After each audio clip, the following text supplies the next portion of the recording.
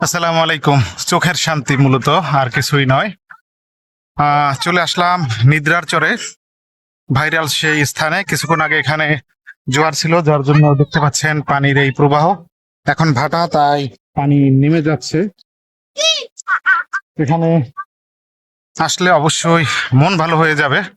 এবং এখানে আরেকটা বিষয় উল্লেখ করার মতো, সেটা হচ্ছে চট্টগ্রামের যে গুলিয়াখালী সমুদ্র সৈকত রয়েছে, সেখানে আর এইখানে একই রকম লাগে মূলত। এই যে পানি জমানো রয়েছে, খুব সুন্দর লাগছে পরিবেশটি যদিও। এবং আমার কাছে এই সমুদ্র।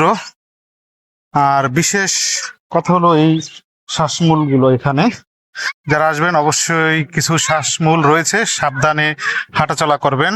তবে এখানে একটা বিষয় উল্লেখযোগ্য, সেটা হচ্ছে আমরা বাঙালি, এখানে মনে হয় মানুষের থেকে হোটেলেই বেশি হয়ে যাবে। খাবার হোটেল বা বিভিন্ন দোকান, এমন একটা অবস্থা হয়েছে। এই যে দূরে দেখা যাচ্ছে বেশ কিছু দোকান অলরেডি নির্মাণ হচ্ছে।